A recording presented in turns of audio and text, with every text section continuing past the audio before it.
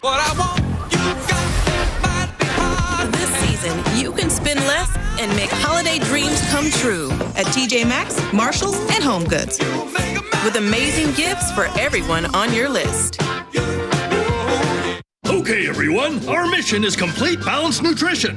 Together, we support immune function, supply fuel for immune cells, and sustain tissue health. Ensure with 25 vitamins and minerals, and Ensure Complete with 30 grams of protein. I thought this was a proper place to do it, so I was excited.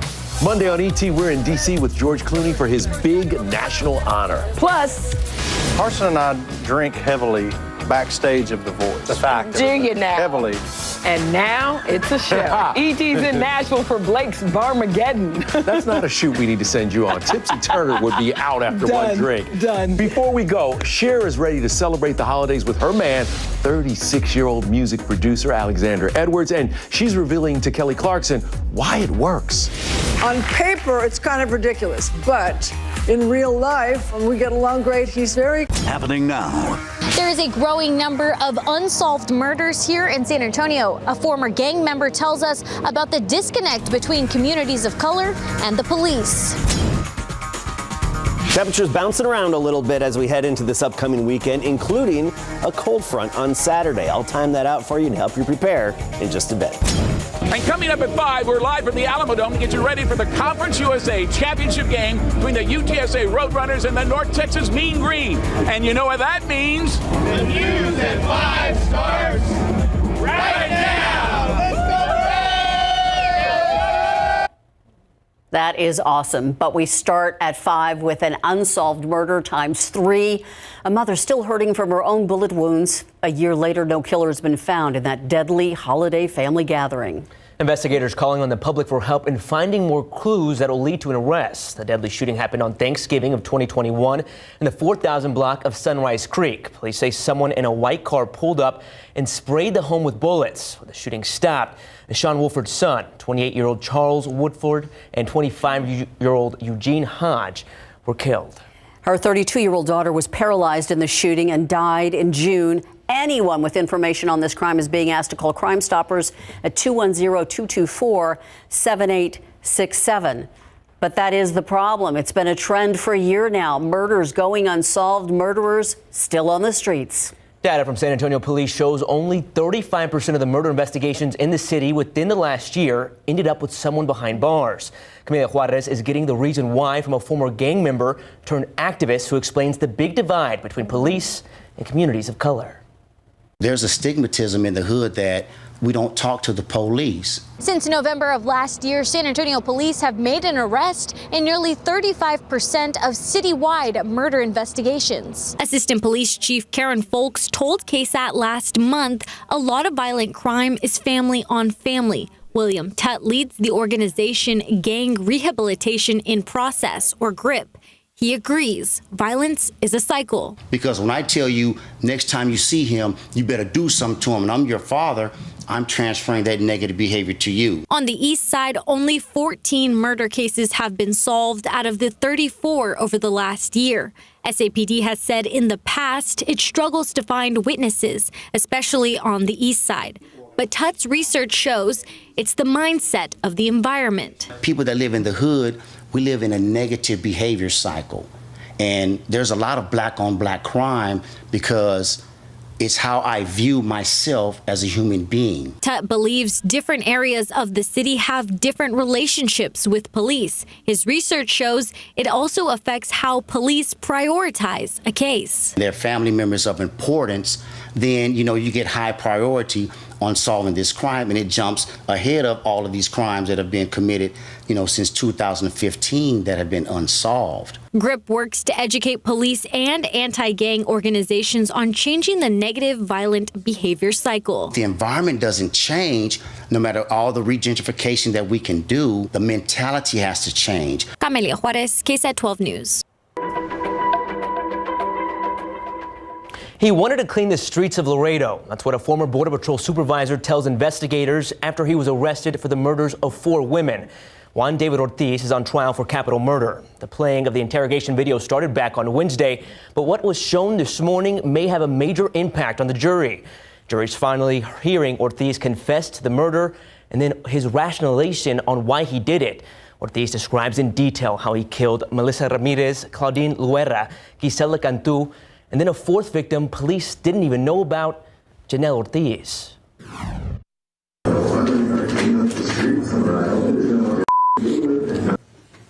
Ortiz, a former Border Patrol intel supervisor, is facing up to life in prison without parole if found guilty.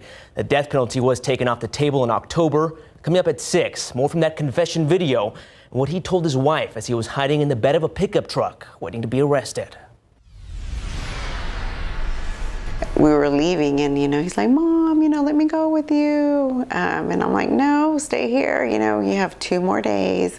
Enjoy it, 2 more days and then you're off for the summer. Okay, I'll stay. And, and he just looks back and he waves at us and, we wave back and not even thinking, anything was going to happen. And I would say maybe within 30 minutes, we start getting texts from, the school. How heartbreaking is that? Powerful words from the mother of a child survivor of the Robb Elementary School shooting. Tonight in a primetime special, we're taking a look at how the city of Uvalde has now changed 6 months after the deadliest school shooting in Texas history. This airs right here on KSAT at 7 o'clock. You can also watch the special on YouTube and KSAT Plus, also at 7 o'clock. It's being touted as a potential vaccine that stops side effects of fentanyl. Researchers at the University of Houston say it could be a powerful and life-saving tool against the opioid epidemic. And this week, Texas Governor Greg Abbott touring the research lab at U of H, where the possible vaccine is being developed. Scientists at the university initially announcing its discovery last month. They say their vaccine stops fentanyl from getting into the brain. The lead researcher on the project says he designed it for people who are addicted to fentanyl who want to quit using it. He says it's just like any other, quote, vaccine, unquote. It allows the body to produce antibodies against the drug. These antibodies bind to fentanyl if it is consumed and prevent it from getting into the brain, where it may trigger euphoric centers or trigger respiratory depression and opioid overdose death. Hale says it could also be used to protect people who are inadvertently exposed to fentanyl. He says the vaccine combined with present treatments could be the game changer many have been hoping for. And coming up tonight at 6, I'm going to explain how these type addiction game changers are really needed right now in rural Texas in particular. It's a game that's make or break for UTSA Roadrunners in their bid for a second straight Conference USA championship. It's tonight, and we've been pushing to pack the dome with more than 50,000 fans, and that's about to happen just about an hour from kickoff with North Texas. Let's take a live look to the Alamo Dome and bring in our Greg Simmons, who's on the field before the big game. Greg, any idea if they're going to be able to fill those seats? Well, I tell you what, UTSA does not provide us with a ticket count, but I can give you this perspective. The lower bowl bottom here seats about 36,000. Most of those seats have been sold out of the 65,000 seat capacity. They have opened an upper deck up here, and we're told as of last night at 10 by a source, 42,000 tickets have been sold. Now, UTSA Roadrunners held their Spirit Walk today to come into the Alamo Dome. That's where the team is led by head coach Jeff Traylor. Athletic director Lisa Campos marched onto the Alamo Dome around 4:15 this afternoon, led by the UTSA Roadrunner Band. The overall series between UTSA and North Texas dead even at 5-5, with UTSA beating North Texas early this season 31-27 back on October the 22nd here in the Dome, where UTSA has a 4-1 advantage over the Mean Green. And what makes this showdown even better, it's a rivalry. It's cool. We're not really focused on whoever it was that, we had to play. But, now that we know that it's North Texas, it's like, okay, they don't like us, we don't like them. It's like you said, it's a little bit more fuel, I guess you could say. Yeah, there's nothing better than a rivalry and a championship game all rolled into one. Now, the tailgating is going on outside. That started at noon when the parking lot's open, and Garrett has that lucky assignment. Hey, Garrett. Hasn't been the worst day. I got some free chow, made some friends. We got the president down here too. Game's very Game's coming up, but this party has been going on for hours already. Wait, I have an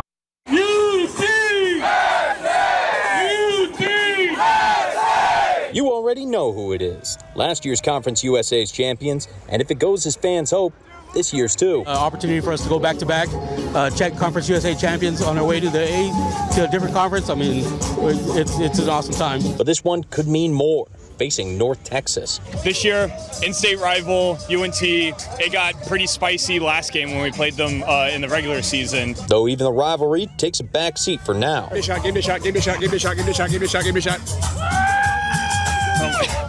Because the game, it's not for hours. The party is right now. Go Runners! A party and game worth traveling for. We left work early. We traveled from Midland. We're here. We're here for it. The fact it's still the work week may have kept crowds down, but not all of them. Well, we had the early bird show up around 9 o'clock, I think, 10 o'clock-ish, and then we got set up from 12 to 1. Tailgaters gathering for the drinks, the food, the games, and a win. There was even some other football to keep them interested. But when it comes to game time, it's hard to say what'll be more of a draw. We tailgate pretty hard, but we also cheer inside pretty hard as well. UTSA president just told us he wants to make sure that everybody comes out here and packs the dome. Rudy, take it away, my boy!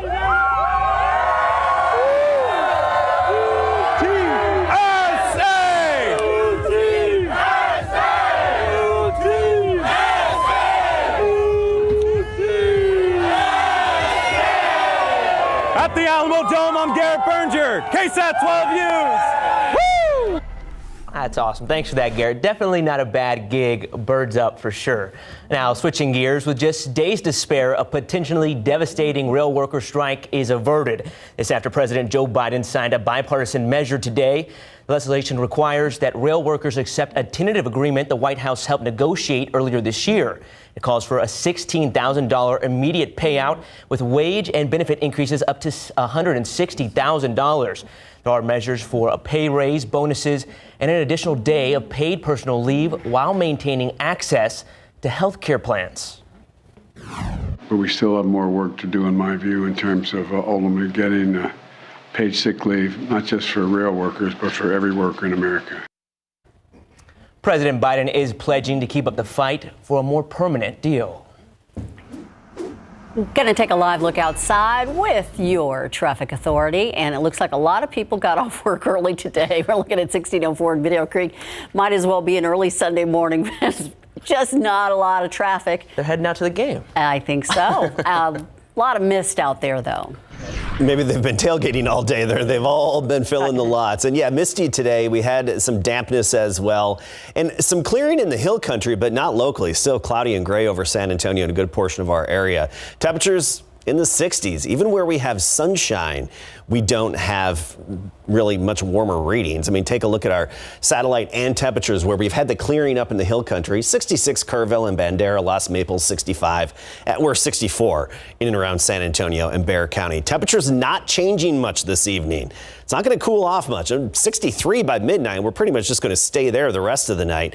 Cloudy. And the drizzle's going to come back in full force. I expect that a few hours after sunset. Later on this evening, at 8 o'clock, 9 o'clock, probably see that drizzle set up again. A weak cold front visits us tomorrow, and it will impact how it feels out there. We'll talk about that and our drizzly damp pattern and how long it lasts in just a bit.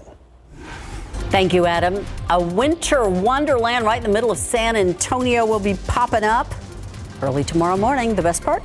There's gonna be snow. Adam didn't forecast it, but we're gonna tell you where you can get in on the action. Laundry detergents and household cleaners you may have in your home are recalled tonight, and we're talking millions of bottles. As 12 Underside's Marilyn Moritz explains, the danger is bacteria and a risk of infection you need to know about. Here's tonight's recall roundup. The Laundress is known for eco-friendly laundry detergents and cleaning products. Now the luxury brand is recalling all of them, about 8 million. Various bacteria were found in some products, a serious infection risk for people with weak immune systems. 11 people's illnesses may be linked. The company is giving refunds. Cuisinart recall. 66,000 compact blender and juice extractors are recalled. The danger? A blender blade can come off in use. This model was sold for about the past year. Contact the company for a fix. Is this your toddler's bottle or sippy cup? Grain Sprouts is recalling more than 10,000 stainless steel bottles and cups because the base can come off, exposing a lead part, especially toxic for children. Take it back. And toy trouble. Target is recalling more than 23,000 Cloud Island plush vehicle sets. The wheels can come off and a child could choke on them. You can take those back to the store and get your money back. If you need model numbers or more details about any of those recalls, it's on our website. Marilyn Moritz, KSAT 12 News. Happening tomorrow, the 17th annual Winterfest. North Central Baptist Hospital putting on this event again. Santa and Mrs. Claus are going to be joined by the Grinch to welcome everybody over and put everybody in the Christmas spirit. The hospital trucking in 40,000 pounds of real snow or shaved ice. The gates open at 10 a.m. and Winterfest ends at 3 o'clock. Admission is $5. Now, what is going on with the weather lately, right? Last week it's cold, the weekend is warm. This week I'm sweating one day, the next day I'm shivering before the live shot at 10. Every day it's been different. Adam, it's hard to figure this one out. I do promise one thing, and that's more consistency next week.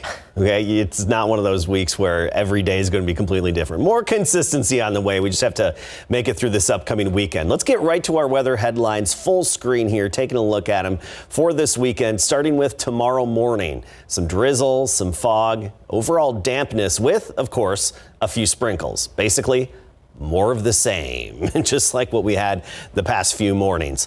Tomorrow afternoon, lower humidity, you'll notice that, but temperature's not changing much. We'll have a very weak cold front hit us midday, and that's just going to keep us right near 60 degrees all day, but it will give us a noticeable drop in the humidity for the afternoon and evening. And that lower humidity is going to stick around through Sunday, but so do the clouds. And temperatures aren't going to change much. We'll be cool. So let's talk about it all here. First of all, where's the cold front right now? It's off to our north, and it's packing a punch for folks in the Central Plains right now. I mean, ahead of this front, we're in the 60s and 70s. But behind this front, we're talking below zero. 28 North Platte, Nebraska, as cold as 4 in Bismarck, North Dakota. That's in the core of the cold air. Of course, we're not going to get the core of the cold air. We'll just get clipped by this front, and that's going to be hitting us midday tomorrow. So right now we're in the mid 60s. From 63 Rio Medina to 64 Converse. Stinson Airport at 65. Officially at the airport, San Antonio International, we're at 64. Temperatures really not changing that much tonight or tomorrow. We'll be right near 60 degrees most of the day tomorrow. And then Sunday, very similar in terms of a high temperature, right near 60. But next week will be warmer, back well into the 70s for afternoon high temperatures. Probably some upper 70s by the middle of next week. But notice that temperature trend tomorrow, just steady. It's a straight line basically from morning to evening. Low 60s to upper 50s, just seeing a few fluctuations throughout the day with that cool front. So again, that pretty weak frontal passage. It's off to the north, no precipitation associated with it right now. What we're watching in the big picture, and one reason why we'll have more consistency next week, upper level high, this big blue H, it's over the Gulf of Mexico, and it's going to basically make itself at home here and stick around for several days. Basically this weekend through next week, maybe drift westward over Mexico at times and then go back over the Gulf of Mexico. But this is going to deflect any big disturbance from moving overhead and just give us those consistent weather days, day after day after day as we get into next week. We just have that little cool front tomorrow. Otherwise, no cold fronts in the forecast. Here's our future cast. Let's talk about this. We've had that damp and drizzly pattern. It continues. It basically restarts again this evening. Low clouds, damp, drizzle, fog through the night. First thing tomorrow morning. Can't rule out a few sprinkles popping up here and there, dotting the landscape, but not much really showing up on the radar screen. And our futurecast shows that mainly just clouds and some of that dampness for at least the first half of the day tomorrow. Then in the afternoon, we could see a few peaks of sunshine, but I don't anticipate much in terms of sun all weekend. As for the rain chances, just 20% Saturday and Sunday, and that's just a few sprinkles. That's it. Next week is actually looking dry in terms of rain. So Saturday, 62 in the morning, 60 in the afternoon. Steady temperatures. Sunday, lower humidity, still cloudy, a few stray sprinkles, 51 in the morning, then an afternoon high of 61. Next week, mornings in the 60s and afternoons well into the 70s. So more consistency next week. Thank you, for that, Adam. Those All right. conditions in the dome, though.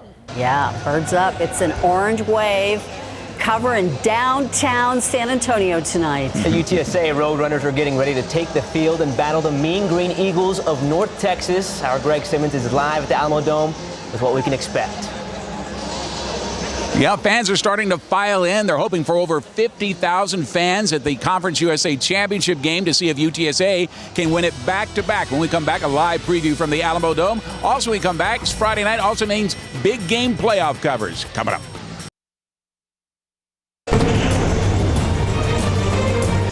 Good evening, everybody, and welcome live to the Alamo Dome to catch UTSA Roadrunners taking on the Mean Green of North Texas to see if the Roadrunners can win back-to-back Conference USA championships. Remember, last year they won their first one when they outlasted Western Kentucky 49-41 in front of 41,148 fans here in the Dome. This year they're hoping for at least 50,000. The doors have been open since 4:30, and the seats are filling up. Before tonight's game, head coach Jeff Traylor, who led his team to an undefeated conference record for the first time in school history, was asked, what is different about this year's championship game compared to last season's?